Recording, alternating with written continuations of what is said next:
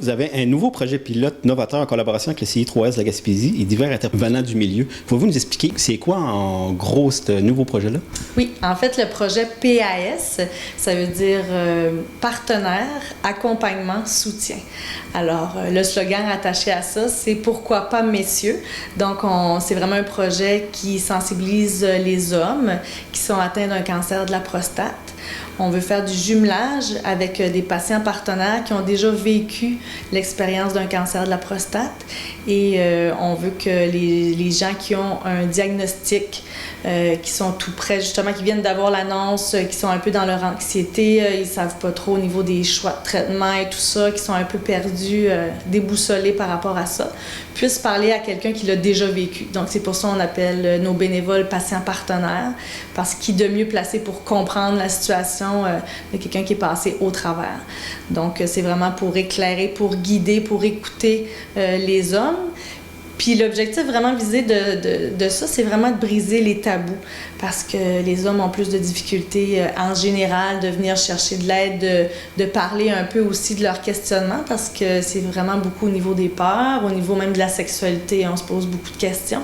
Alors d'en parler à quelqu'un qui s'en est sorti puis d'avoir de l'encouragement, c'est vraiment un beau projet là, qu'on vise s'étendre au travers la Gaspésie aussi. On est prêt à partir le projet au niveau de la baie des Chaleurs. On a déjà nos deux bénévoles, mais pour les autres secteurs, si jamais les gens sont intéressés, c'est sûr qu'on a vraiment des critères spécifiques à remplir parce que c'est pas n'importe qui peut accompagner une personne qui vient de vivre un cancer parce qu'en fait, on veut vraiment que la personne sache que faut pas que ça vienne la brimer dans ce qu'elle a vécu. Faut essayer d'être le plus empathique possible.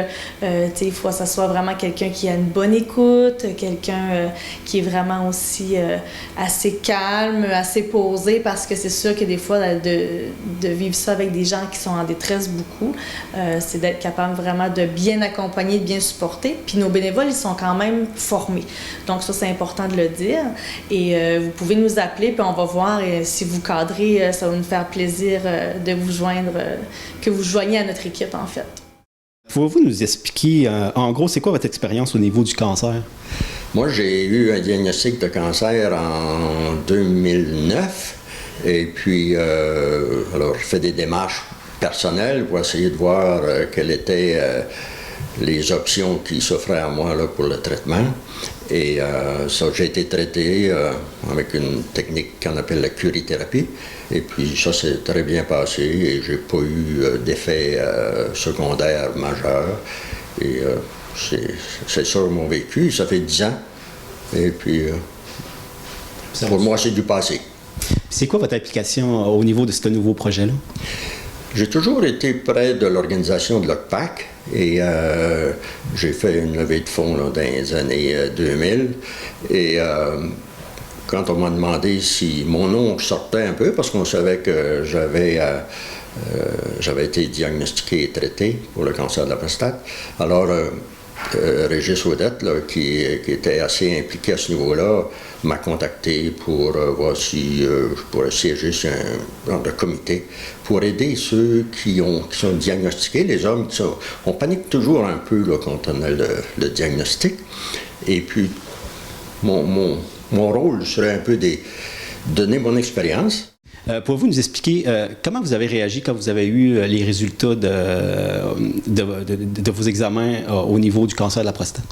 Bien, je pense que j'ai réagi comme à peu près tout le monde réagit quand on nous annonce qu'on a un cancer. Que ce soit un cancer de la peau ou un cancer de quelque type que ce soit, on a toujours une espèce de surprise, un choc. Parce que le mot cancer fait toujours peur. Donc, évidemment, on est dans une période très insécure. On n'a pas beaucoup de repères parce que c'est quelque chose de nouveau. Donc, la réaction a été un peu, à mon égard, à moi, ça a été un peu violent parce que quand l'urologue m'a annoncé que j'avais un cancer agressif de la prostate, je m'étais comme pas trop préparé. Tu sais, je me disais, bon, je serais peut-être pas dans cette statistique-là, mais finalement, c'était ça, cette journée-là. Puis, évidemment, moi, j'ai eu une période assez anxiogène. Ça m'a rendu anxieux. Tout ce qui était, malgré tout, l'inconnu qui tournait autour de ça. Je savais pas quel type de traitement j'allais avoir. Puis, avec les jours qui ont suivi, bien évidemment, j'en ai appris un petit peu plus.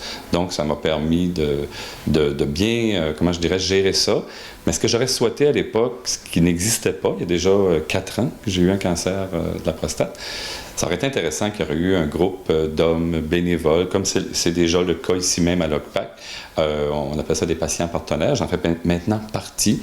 Ça, j'aurais aimé ça, que ça aurait été en place. Puis c'est pour ça qu'aujourd'hui, je témoigne de dire je le suis devenu bénévole. Puis je trouve que c'est important de se supporter entre personnes qui vivent ou qui ont vécu la maladie. Aujourd'hui, je peux vous dire que je suis guéri. C'est derrière moi. C'est une période qui a été bien intense. Là, j'ai été comme pas loin de 6 mois là-dedans. Mais aujourd'hui, c'est complètement derrière. Puis je suis là pour pouvoir maintenant accompagner, puis en fait sécuriser des gars, des hommes aujourd'hui qui apprennent qu'ils ont un cancer de la prostate. Puis je vais vraiment les sécuriser pour leur dire que on en guérit aujourd'hui. Mes chances étaient grandes, j'avais 97% des chances de guérison. Fait que ça, c'est vraiment rempli d'espoir. Moi, je dirais que aux hommes là, qui arrivent à un certain âge, de faire aussi du dépistage, c'est-à-dire d'aller passer des tests pour voir s'ils ne sont pas atteints du cancer de la prostate. Et c'est sûr, si on leur diagnostique, bien, il y a des traitements aujourd'hui là, qui sont, avec la médecine moderne, qui sont efficaces. Et puis, moi, je suis très content de la façon dont ça s'est déroulé dans mon cas. Les infirmières pivots à l'hôpital réfèrent déjà les hommes qui sont atteints d'un cancer de la prostate. Donc, ce mois-ci, qui est le mois de novembre, au niveau du cancer de la prostate, on fait la promotion de ce projet-là pour vraiment avoir de plus en plus de demandes qui sont faites et pouvoir essayer de démystifier les tabous. Donc, les hommes qui sont atteints d'un cancer de la prostate peuvent nous appeler directement et on voit avec quel bénévole on peut les jumeler et voir dans quel milieu vous êtes. Là, mais ça devrait vraiment, là, on emboîte le pas là, vraiment très, très prochainement.